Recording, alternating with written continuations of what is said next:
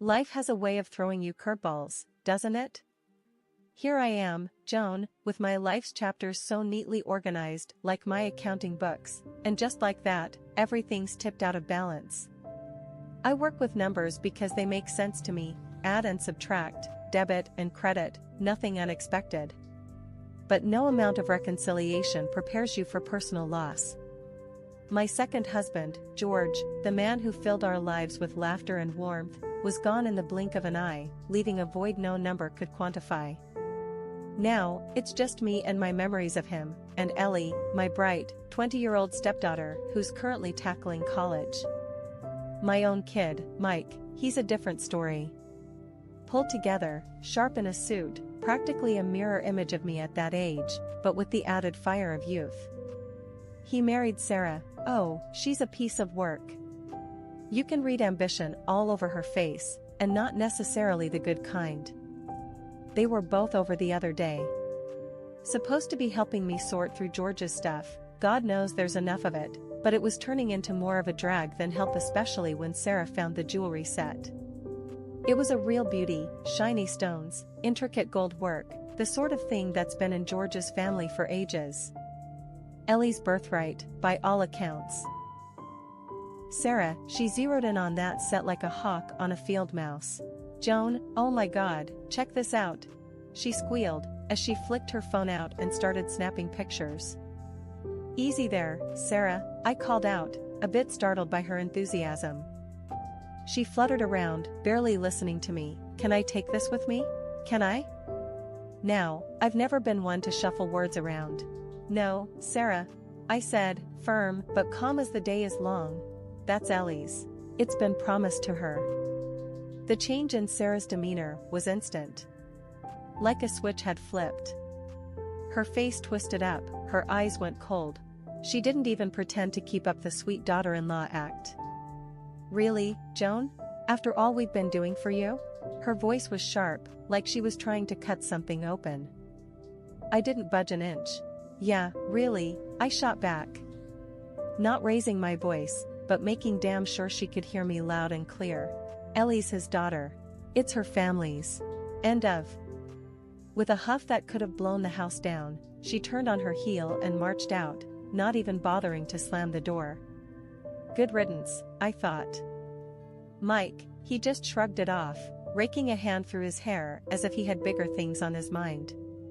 She'll get over it, Mom, he mumbled before following a storm of a wife out the door. I just shook my head, leaning against the cold marble counter. Is this what family comes down to? I muttered to myself. Sorting through George's things, I paused now and then to wipe my eyes. Funny how the world can shift on its axis in such a short time. I was just about to close the living room curtains when my phone rang, cutting through the quiet, just like that unexpected visitor who shows up right when you've settled in for the evening. Mike's picture flashed on the screen. My heart did a small somersault. We hadn't parted on the best of terms last we spoke, on account of Sarah and the jewelry. Hey, Mom, he started, no hellos, no how are yous. His voice was as tight as a drum, you could tell he was walking on eggshells.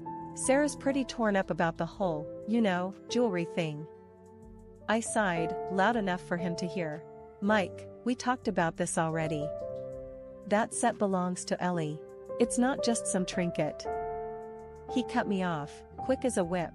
But Mom, she's really upset. She's been crying and everything. Ellie's got so much coming her way, what's one jewelry set to her? The irritation gnawed at me, hot and unyielding. Ellie has as much claim to it as Sarah has to the tears she's shedding, I said. My words were blunt, but I wasn't in the mood to sugarcoat things. Mike's voice rose, incredulous. Are you serious, Mom? We're talking about Sarah here. My wife. And I'm talking about Ellie, your stepsister. The daughter of the man who left the jewelry set behind. I fired back, the sting of disbelief thick in my voice. There was a beat of silence before Mike snapped. She could use some support too, Support's one thing, Mike, I said, my words sharp, but gifting her your sister's inheritance is something else. Tell Sarah to get her own. He wasn't going to back down. She feels like you don't care about her, about us. You're pushing your own son away. My patience was wearing thinner than an old dime. That's not fair, and you know it. If she wants jewelry, there's plenty of shops around. Mike huffed into the phone, a bitter sound. Wow, Mom, just wow. Yeah, wow, I echoed, my voice heavy with sarcasm before I could stop myself. Try putting your family first for once. That's when the line went dead, the click echoing like a door slamming in my head. I stared at the phone for a long minute before I dropped it onto the couch next to me. I was shaking, a cocktail of anger and hurt seething in my chest. I wasn't the bad guy here, was I? The house was silent around me, the weight of the confrontation heavy in the air. In that moment, I understood how greed could grab hold of someone, twist up their insides, and squeeze until they no longer recognized right from wrong. When Ellie came back home, the front door barely whispered its usual creak. Her eyes were red, telltale signs that she'd given in to the tears the way we all do when life gets too heavy. We wrapped our arms around each other, nothing needed to be said. The ache of losing George hung in the air, thick and palpable, but it was a sort of comfort having her close. Later we sat, sifting through old photos, chuckling through the wetness in our eyes as we placed memories onto the mantel, like building a little shrine to the man who'd meant the world and then some. That's when Mike and Sarah decided to barge in, no knocking, no bell. They pounded into the quiet like a clap of thunder, not caring much for the mood. Hey, we need to talk, Sarah announced, her eyes darting toward Ellie. We'll give you $4,000 for that jewelry set. Just like that, all business, like she was buying a used couch off the internet. Ellie's lips tightened, the shadow of her dad's stubbornness right there on her face. That set has been in my family for generations. It's staying in the family. And $4,000? It's worth more than that. Sarah launched right back at her, words sharp and mean. You don't need it. You probably won't even wear it. Her voice was rising, enough to shake the framed pictures. I got up, my legs stiff. I walked over to Sarah, standing closer than I usually do, mustering all the calm I had left. You'll do well to keep a civil tongue in your head. Sarah's face twisted into something ugly, her nostrils flaring. Mike stood aside, tight-lipped, looking at his shoes as if they were the most interesting things in the world. Enough, I said, my voice sounded strange in my ears, too calm. Out of my house. Now. Mike finally looked up, his eyes mean slits. So it's always Ellie, huh? No room for your son? For your daughter-in-law? His words, stupid and sharp, tried to get under my skin. I let them glance off me. Out, I said again, a steel thread in my voice, before I lose my temper. They went, Sarah slamming the door hard enough to rattle the glass in the windows, leaving Ellie and me in the freshly stirred silence. We sat back down, suddenly so tired, clinging to each other. We didn't have to talk about it, we just knew. This kind of grief, it was heavy enough without adding a side of greed and ugly words. The farewell to my husband was a somber sea of black attire and hushed voices. Neighbors, poker buddies, and partners from the firm, George's absence left a hole in the lives of many. As Ellie and I clung to each other, a steady stream of George's friends and our family offered their embraces and whispered comforts. He was a good man, they said. The best, another would agree, shaking their head. The steady cadence of condolences was almost rhythmic, apologies, tissues passed, hands held. Some recalled George with stories that brought smiles even through the tears. He could fix anything, a cousin recalled. Remember that barbecue when he saved the day with duct tape? That got a few watery chuckles. But in all this, there was a glaring empty space. Mike and Sarah. My own son and daughter-in-law were conspicuously absent, a silence that screamed louder than any words of comfort could soothe. Nobody mentioned it, but their absence was a specter over the whole affair. After the ceremony, weighted by the heaviness of the day, Ellie and I returned home. Our door was a mess, wood splintered all around the lock. I felt my stomach drop. I knew what they were after before we even saw the empty space in the wall where the safe used to be. "We've been robbed," Ellie said. Her eyes were wide, scared, but mad too. I was shaking, anger boiling inside me like nothing before. Went straight for the security system, pulled up the footage, and there they were, Mike and Sarah, faces clear as day. I didn't even think. Grabbed the phone and dialed his number. When he picked up, trying to sound all sleepy and innocent like, I nearly lost it. "If you don't get those heirlooms back here within the hour, I'm ringing the police." My voice was like ice. At first, there was silence, then Sarah, never one to miss a chance to jab, snorted, "You wouldn't dare." It was like she threw fuel right into my fire. "You think I'm playing, girl?" My hands were shaking, but I kept my voice steady. "You're on camera. Both of ya. As clear as daylight, stuffing my heritage into your dirty pockets." There was a beat of silence, then Mike. He had this squeak in his voice when he got scared. "Mom, we..." "Shut up, Mike." Sarah cut in, her voice twisted with something nasty. "She's bluffing." I didn't miss a beat. Cameras don't lie, Sarah. And they sure don't bluff. I wanted to reach through that phone and wipe that smug tone right off her face. "You got one chance to make it right. You hear me? One." Mike was begging now. "Please, Mom, I can explain." "Ain't nothing to explain. You broke into my house and stole from Ellie, from me, from your dad's memory." "You can't prove it," Sarah said, but her voice wavered. She knew the game was up. I laughed, but there wasn't no humor in it. "Oh, I can. And I will. Get those jewels back or get ready to talk to the cops about what you did." The line went dead. I stood there, phone in hand, heart racing. Never thought it would come to this. Ellie was crying again, the kind of tears you cry when you're so mad you can't see straight. We cleaned up the mess they made, but it was like a bad taste that wouldn't go away. We waited, but a part of me, a big part, knew they weren't gonna make it right. Some folks, they just don't know how. Mike stomped in the next morning like he owned the place, overnight bags under his eyes telling stories of a sleepless night. Without a hello, he chucked a bag onto the ground where it hit with a pathetic sound and slid a few inches before stopping. Its contents jingled, echoing eerily in the tense air. I bent down, my heart racing, and unzipped the bag. Inside, jewelry pieces spilled out. But something was off. The color wasn't quite right, they lacked the weight of real gold and the sparkle of true jewels. Ellie, who had been biting her lip in silent hope, let out a whimper, her hand shaking as she picked up a necklace that looked like a toy you'd win at a carnival. "What is this crap, Mike?" I spat the question out. The necklace felt cold and light in my palm. "They're the jewels, Mom," Mike mumbled, not quite meeting my eyes. I squinted down at the necklace in my hand, turning it over. It was then I noticed the clasp was too shiny, too clean for something that was supposed to be decades old. My blood went from simmer to boil in a split second. "Jewels?" I laughed, bitter and loud. It was too much. "You think I'm an idiot?" Mike shifted from one foot to another, a twitch starting in his cheek. "Well, that's what we grabbed." "Grabbed from where, a damn costume shop?"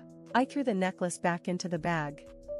It landed with a plastic clack that said everything we needed to know. Ellie burst out, tears streaming down her face, accusations mixed with sobs. "How could you do this to us? To your own family?" I should have felt something looking at my son standing there, this broken man-child we raised. But all I felt was a cold hard anger. It was clear even the semblance of family was gone, burned up by greed and lies. "Mom, Mike started, but his words were slurred by the corner of his mouth that wouldn't stop twitching. "Save it," I found myself saying, cutting him off. The weight of the phone in my hand was suddenly the only real thing in the room. Mike's eyes darted to the phone. "Come on, you're not really gonna call the cops on your own son, are you?" "Watch me." The numbers on the keypad felt oddly solid under my fingertips. "This is the last straw. You don't understand. No, you don't understand. I stood firm, phone to my ear, as the dial tone buzzed, waiting for my next move. I gave you a chance to fix this mess. And look what you brought me. Cheap fakes. Mom, I swear to you, but even as Mike tried to speak, there was a shifty, desperate look in his eyes that told me he had no truth to offer.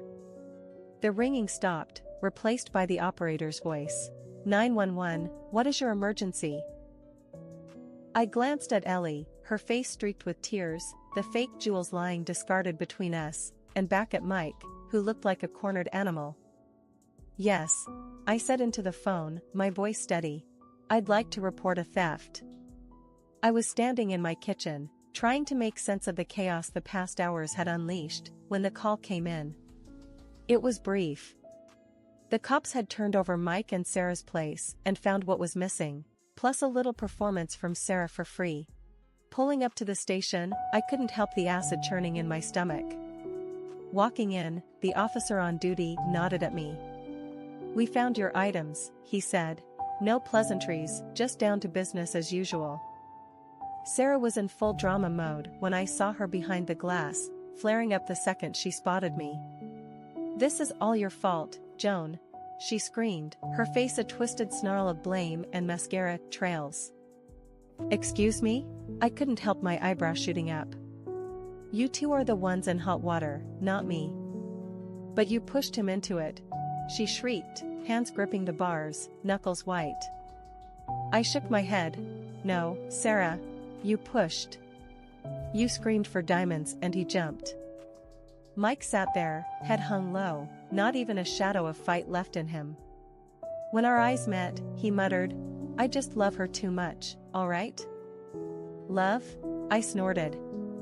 Is that what you call it? Looks more like stupid to me. Watch your mouth, Sarah snapped like a cornered animal. Spare me, honey, your act doesn't work on me. The back and forth could have gone on for hours, but I had enough.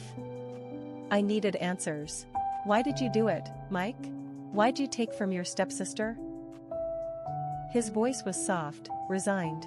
I told you, I love her. She wanted those jewels so bad. And you thought stealing was the way to go? The words were out before I could help myself. Mike shuffled his feet, glanced at Sarah who was biting back words now, realizing maybe that silence was her best defense. Mike looked up, his eyes begging me to understand something that I couldn't. I didn't think it would hurt anyone. I stood there, feeling a gulf miles wide stretch between us. But it did, Mike. It really did. Seeing my eyes, maybe the steel in them, he deflated. I'm sorry, Mom. I messed up. Sarah was quiet now, watching, perhaps realizing the mess she'd coaxed Mike into was unraveling fast. I can't fix this, Mike.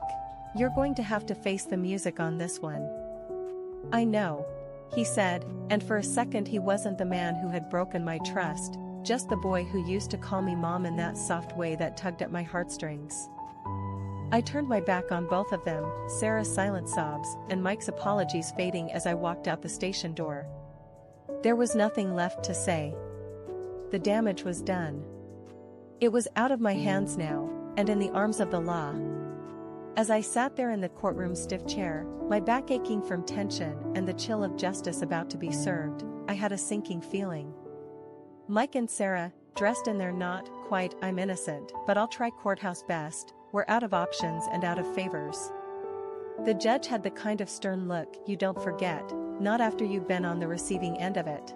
The prosecutor was laying it on thick, words like calculated theft and breach of trust hanging in the air.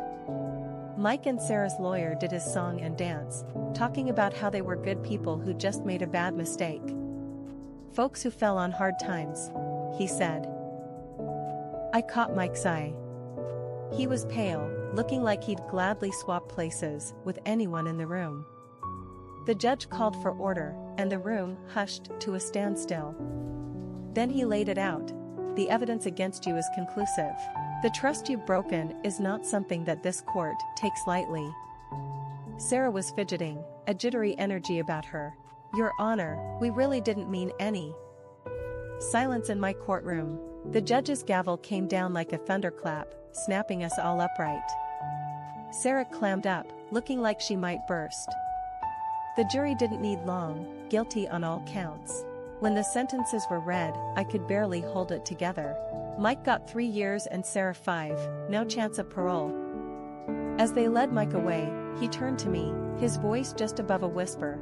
"I'm sorry, Mom."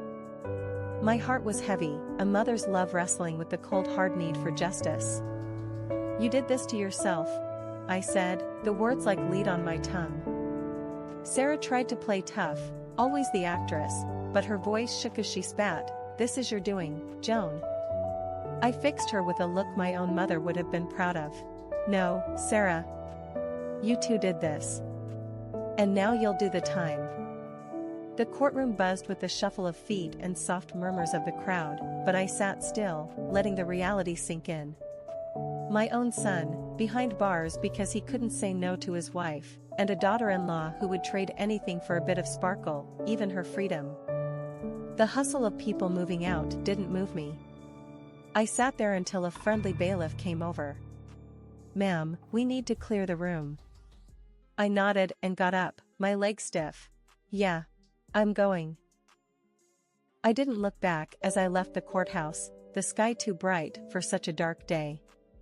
My heart was empty, but the truth had been laid bare, and they would pay for their choices.